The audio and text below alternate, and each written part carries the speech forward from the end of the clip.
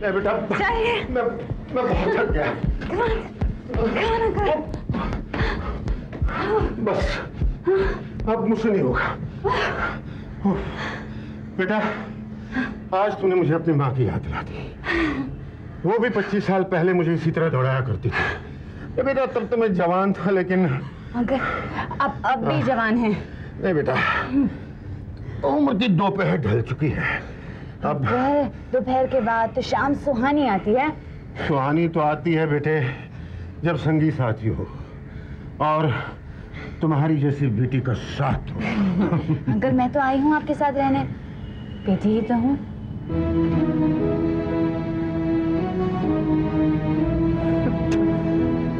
बेटा मुझे अंकल मत बोला करो, पापा बोला करो। क्या? अच्छा पापा। पापा लोग जुदा क्यों हो जाते हैं? बेटे दुनिया के सारे रिश्ते मन के रिश्ते होते हैं। जहां मन मिलते हैं, दिल मिलते हैं, लोग साथ चलते हैं। दिल मैले हो जाते हैं तो लोग जुदा हो जाते हैं। मेरी मम्मी बहुत अकेली है। सुधा ने तो तपस्या की, अमेरिका में रह के तेरे पापा की मौत के बाद उसने तुम्हें अपनी गोद में समेटा। किसी से कोई उम्मीद नहीं बांधी। उसे तुम्हारी शक्ल में अपनी जिंदगी का मकसद नजर आया था। और मैं उन्हें छोड़कर आई हूँ। अरे बेटा ये तो दुनिया का दस्तूर है, इसे तो होना ही है। दो हम सफर का मिलना बहुत जरूरी होता है बेटे। और माँ बाप हम सफर नहीं होते, वो बस एक सराय की मानंद होते हैं। लोग आते हैं चले जाते हैं। तुम मत सोच अपनी माँ के बारे में, अपने बारे में सोच, अपने सफर के बारे में सोच, अपनी मंजिल के बारे में सोच। अपनी मंजिल को तलाशो बेटे, अपनी मंजिल को तलाशो। पापा हाँ। आप मम्मी से बहुत प्यार करते थे ना?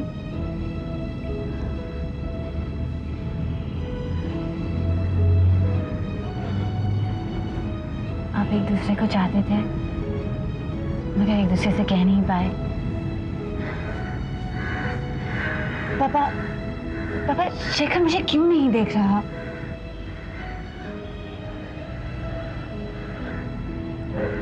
शेखर कहाँ रहता है पापा? वो वंदना के पास रहता है, उसकी माँ है ना। वो मेरी माँ की सहेली, वो आपके साथ नहीं रहती हैं? बेटे जब तक दिलों का मेल होता है ना, साथ तो बस तभी तक चलता है। दिल मैले हो जाते हैं, सब कुछ रुक जाता है। हमारे दिल तो 12 साल पहले मैले हो चुके थे और उसके बाद तलाक हो गया।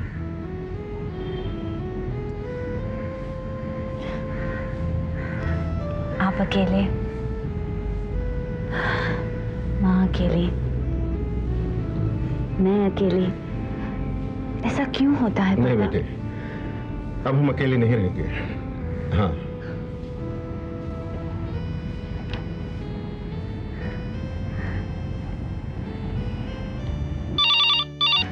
Hello hello hello hello. Hello aunty, मैं अंजलि बोल रही हूँ, सुधा जी की बेटी। अरे बेटा कब आई तुम? सुधा कैसी है? आंटी मम्मी बिल्कुल ठीक है, मैं कल ही आई हूँ। मम्मी अक्सर आपके बारे में बात करती रहती है। कहाँ हो तुम? आपके बहुत ही करीब, पापा इंदर के पास। इंदर है कहाँ? जरा फोन दो उससे। हाँ जी एक मिनट। हेलो। क्या मैं तुम्हारे घर आ सकती हूँ अगर तुम्हें एतराज न हो तो? हाँ बिल्कुल आ सकती हो, लेकिन जिस मकसद के लिए आओगी ना, बस उसी दायरे में रहना। माजी को नहीं छेड़ना, बस। This my request.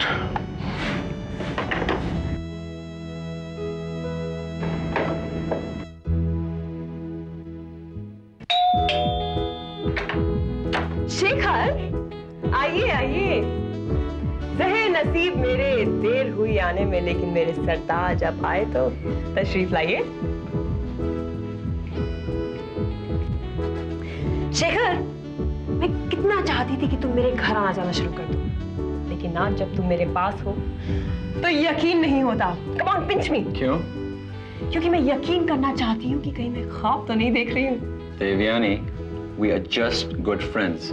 तुम मेरी एक अच्छी दोस्त हो, okay? Let's keep it clean like that. Shekhar, दोस्ती की हद पार करने से रिश्ते मैले नहीं हो जाते और ना ही इंसान। पता नहीं तुम इस रश्मि नाम के भरम से कब तक भागते रहोगे। वो शायद इंडिया आ गई है। I want you to find out her address. वो इसी शहर में है। शेखर, ये शहर बहुत बड़ा है और मुझे क्या मालूम वो किस घर में जाकर छुपी है। उसके हस्बैंड के मामा इस शहर में है। विश्वनाथ नाम है उनका। वो भी न्यूयॉर्क आए थे, उन्हीं के साथ आई होगी। Then what's the problem? Telephone directory उठाओ और सभी विश्वनाथों को फोन कर डालो। जब विश्वनाथ फोन उठाए तो पूछ लेना न्यूयॉर्क से कब आए। उनमें से एक ही विश्वनाथ जवाब देगा और उसी डायरेक्टरी में तुम्हें एड्रेस भी मिल जाएगा। Wait Shekhar, I'll do it for you. कम से कम इसी बहाने तुम मेरे साथ थोड़ी देर और तो बैठोगे।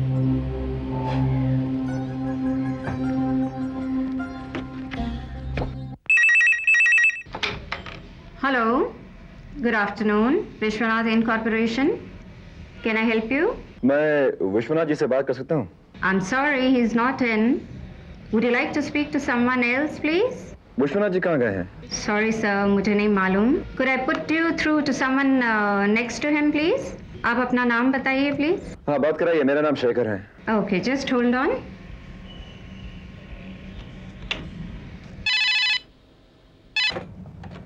Yes, Jenny. Hello, sir. There's one Mr. Shekhar who is inquiring about a chairman. आप बात करना चाहेंगे? हाँ, बात कराओ। हेलो। जान सकता हूँ मैं किससे बात कर रहा हूँ? I'm Gajendra here. Can I help you? Gajendra साहब, मैं विश्वनाथ जी को ढूंढ रहा हूँ। मैं कुछ दिन पहले उनसे न्यूयॉर्क में मिला था, देवदत्त जी के यहाँ। ये वही विश्वनाथ जी की ऑफिस है ना? राइट, वो मेरे पापा हैं, लेकिन इस वक्त वो न्यूयॉर्क गए हुए हैं। गजेंद्र जी, मुझे आपके फूफा के दर्द का बड़ा अफसोस है। कब आ रहे हैं अंकल? उनके साथ आंटी, राज और रश्मि भी आने वाले थे इंडिया। वो लोग अब तक आए कि नहीं? आप जानते हैं उन लोगों को क्या? जी हाँ, मैं राज का दोस्त हूँ। देव अंकल को भी जानता था। मैं इंडिया में हूँ। वो आए तो मिलकर दुख बांटना चाहूंगा। तो आपको रुकना चाहिए था ना न्यूयॉर्क। यहाँ क्या करने आए आप? वहीं दुख बांटते हैं उनके साथ। अब तो नाराज हो रहे हैं। सच तो यह है कि मैं वहीं रुकता, लेकिन वो लोग यहीं आ रहे थे तो मैं भी आ गया। देखिए मिस्टर शेखर, मैं ऑफिस में घरेलू बातें नहीं करता हूँ। तो घर का पता बता दीजिए। घर में मैं मातम पुरसी करने वाले को नहीं बुलाता। आप तो काफी रूखे इंसान लगते हैं। मैनर्स ही नहीं अपने बात करने की। Eh damn it, don't teach me manners, हाँ? Get lost and don't call me again.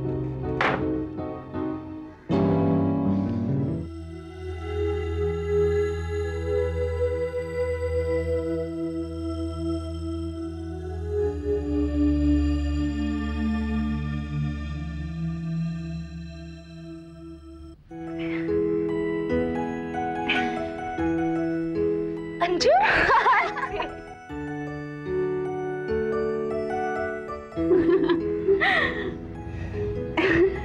बिल्कुल सुधा जैसी हो,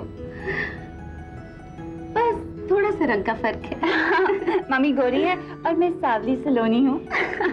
वो हर बात पे पूछ लगा देती थी। बैठे ना आंटी।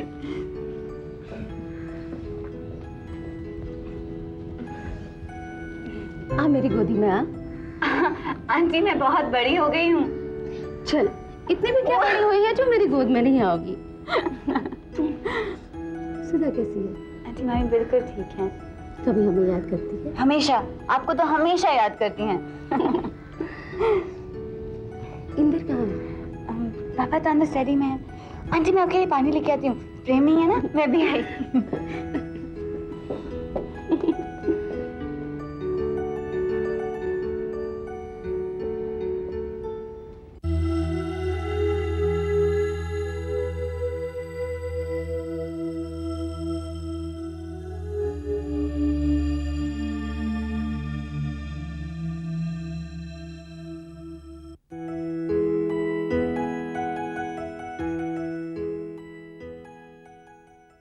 इंदर,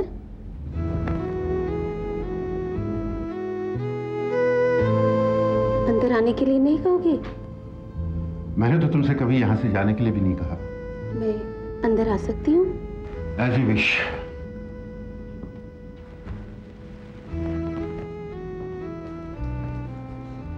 इंदर, तुम जानते हो तुम्हारी क्या प्रॉब्लम है?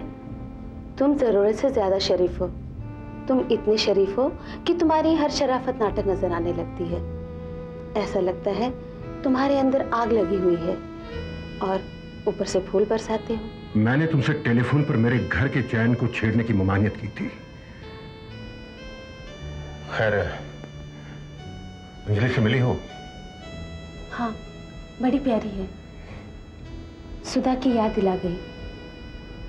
चलो, तुम्हें पहले से ही शौक था ना कि तुम्हारी बेटी हो, सो सुधा ने तुम्हें दे दी। वो यहाँ शेखर के लिए आई है। शेखर वहां न्यूयॉर्क में वहां उनके यहाँ ठहरा था। अंजलि शेखर से बहुत प्यार करती है। इंदर, अगर हमारी एक बेटी होती ना तो शायद हमें कभी भी जुदा ना होने देती। तो समझ लीजिए मैं आपकी बेटी हूँ, फिर से मिल जाइए। अच्छा, कल मैं शेखर को यहाँ भेज देती हूँ। अच्छा इंदर, अब मैं चलूं?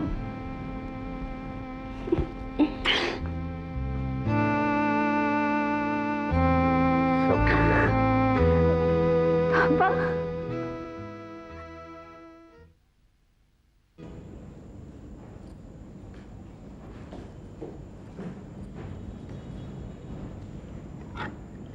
हाँ,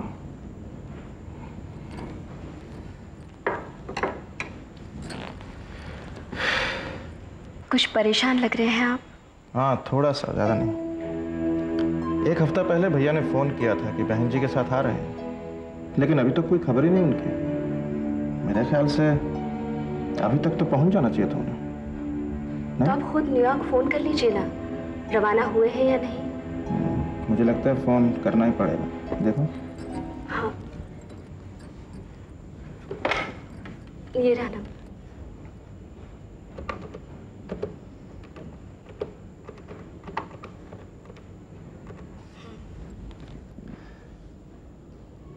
हेलो, हाँ, कौन? राज? हाँ बेटे, मैं ब्रह्मदत्त, छोटा मामा। हाँ, अच्छा, भैया कब निकले न्यूयॉर्क से? क्या 4 दिन पहले निकल चुके, लेकिन यहां नहीं पहुंचे अभी तक? हाँ,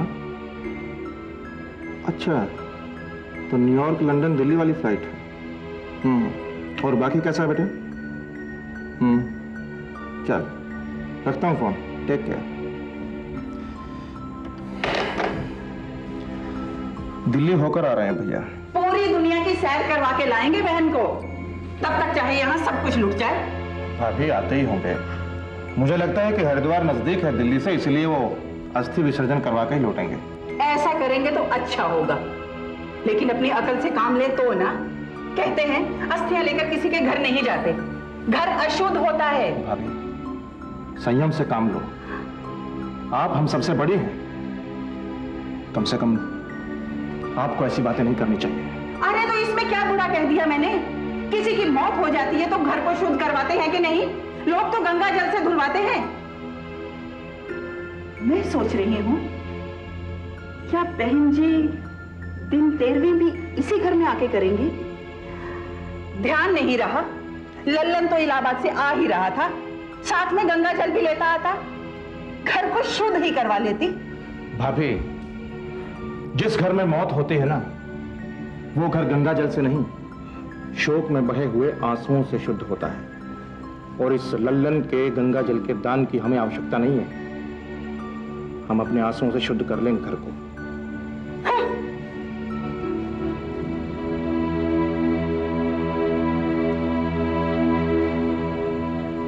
लगता है दीदी के दिल को ये बात लग गई। आपको ऐसा नहीं कहना चाहिए था। वो हमसे बड़ी है, उन्हें कह लेने दिया कीजिए ना। क्या करूं शालू, रुका नहीं गया, निकल गया मुंह से। अच्छा, वो पूजा आरती कहाँ है? वो महेंद्र के साथ बाहर गई है। देखो शालू, रात का समय है, ऐसे वक्त मत जाने दो उनको। आप चिंता मत करिए, मुझसे पूछ कर गई हैं, अभी आती होंगी। चलो। अच्छा, मैं कमरे में हूँ, आए तो वहां भेज देना। मैं आज थोड़ा जल्दी सोना चाहता हूँ।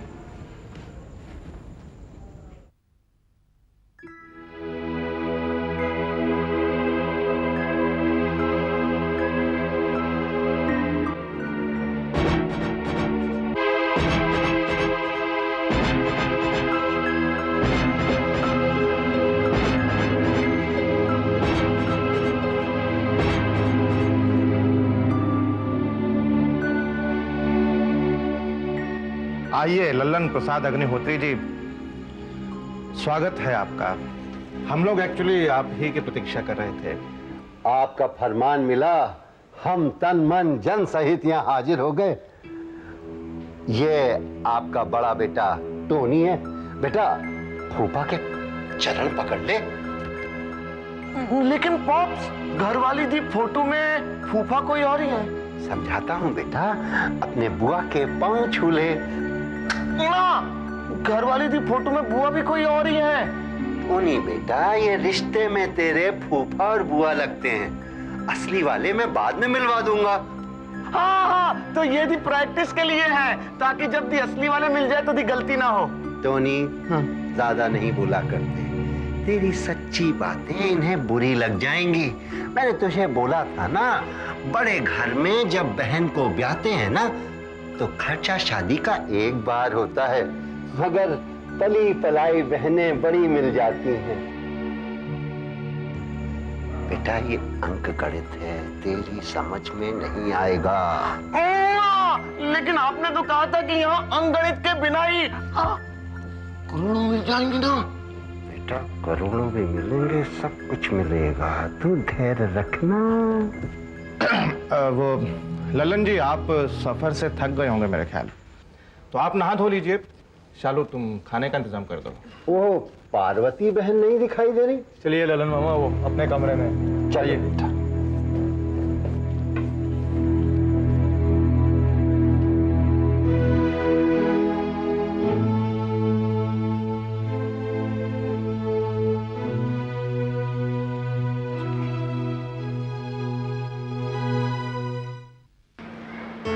तुम न्यूयॉर्क गए थे? ऐसे में कब क्या देख रहे हो? मैं तुम्हारी नजरें कभी भी नहीं पढ़ पाती। तो तुम मिल आई उससे? वो तुम्हारी तलाश में हिंदुस्तान आई है। कैसी लगती है वो तुम्हें? तुम सबके पास कोई दूसरा काम नहीं? छोटी सी मुलाकात का ये मतलब तो नहीं कि मैं सबको ये बताता फिरूं अंजू मुझे कैसी लगती है। फिर तुम किस लिए न्यूयॉर्क गए थे? उस डब ट्रैफिकर की बेटी के पीछे?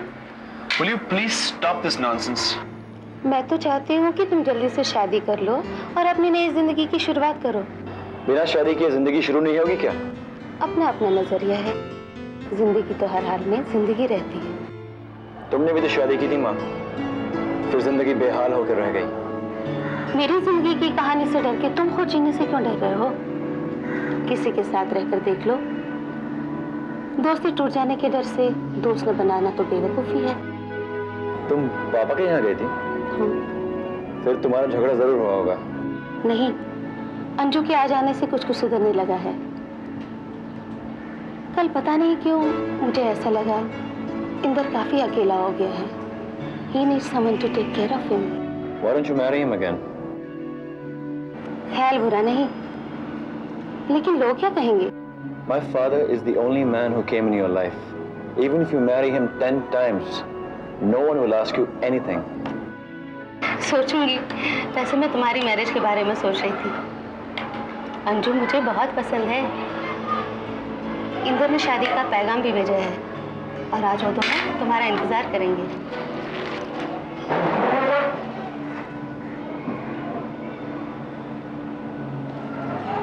न जाने इस लड़के के दिल में कौन सा तूफान उठा है। अपने दिल की बात मुझसे कह क्यों नहीं देता?